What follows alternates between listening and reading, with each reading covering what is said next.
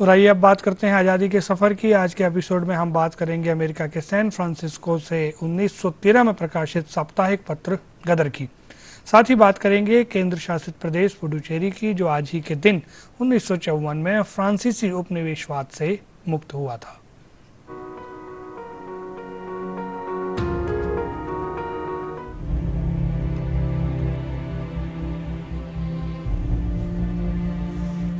एक नवंबर का दिन भारतीय स्वाधीनता आंदोलन के इतिहास में बेहद अहम है। इसी दिन 1913 में अमेरिका के सैन फ्रांसिस्को के युगांतर आश्रम से क्रांतिकारी साप्ताहिक हिंदुस्तान गदर का प्रकाशन शुरू हुआ था, जिसका उद्देश्य था ब्रिटिश सेना में तैनात भारतीय मूल के सिपाहियों पर विशेष ध्यान देना और उन्हें स्वतंत्रता आंदोलन से जोड़ना। ये साप्ताहिक पहली बार उर्दू में प्रकाशित किया गया। बाद में 9 नवंबर से इसका पंजाबी संस्करण भी प्रकाशित किया जाने लगा। गदर पार्टी के विचारों को दूर दूर तक पहुंचाने के लिए बाद में इसे गुजराती, हिंदी, पश्तो, बांग्ला, अंग्रेजी, जर्मन, फ्रेंच आदि में भी प्रकाशित किया जाने लगा। पहले इसके अंक हस्तलिखित होते थे, बाद में इसे छोटे हैंड प्रेस के जरिए छापा जाने लगा। उन्हीं दिनों भारतीय प्रेस पर ब्रिटिश सरकार दबाव बनाने के लिए तमाम हथकंडे अपना रही थी।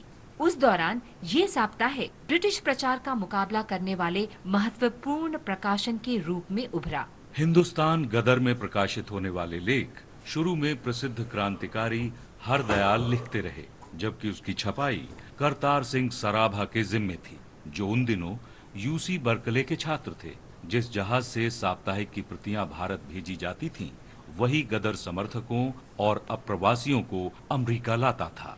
बाद में ब्रिटिश सरकार ने इसके प्रकाशन को देशद्रोही करार देते हुए इस पर पाबंदी लगा दी। तब प्रकाशकों ने गदर समर्थकों को ब्रिटिश गुप्तचरों से बचाने के लिए काफी प्रयास किए।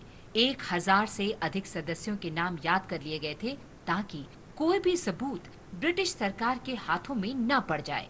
मार्च 1914 में जब अमरीकी सरकार ने हरदयाल को गिरफ्तार करना चाहा, तो वो वहां का काम रामचंद्र, भगवान सिंह और मौलवी बरकतुल्ला समेत अन्य सदस्यों के हवाले कर जर्मनी चले गए। उन्होंने भारत की स्वतंत्रता से संबंधित जानकारी फैलाना जारी रखा और पाठकों को भारत में ब्रिटिश शासन के अत्याचारों की जानकारी दी। अन्य भारतीयों ने उस प्रेस की मदद की जो न केवल अखबार छापता था, बल्कि राष्ट्रवादियों की रचनाओं और पैम्फलेटों का संकलन भी करता था, जिनमें गदर की गूंज, तलवार और अन्य प्रकाशन शामिल थे, जिन्हें ब्रिटिश सरकार ने प्रतिबंधित कर दिया था।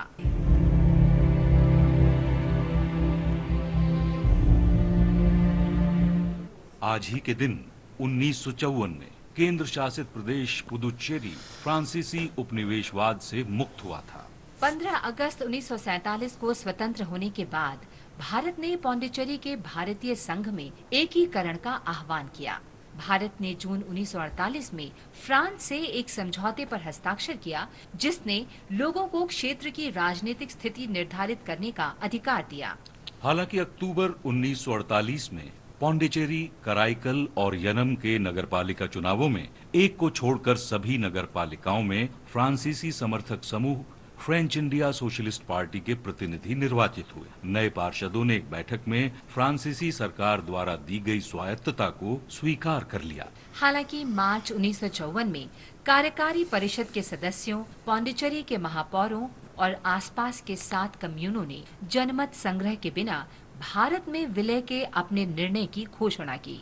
कराईकल में सभी समुदायों ने भी इसका अनुसरण किया। इसके बाद फ्रांसीसी प्रशासन ने सीमावर्ती गांव किजूर में जनमत संग्रह कराया, ताकि लोगों के मत को जाना जा सके।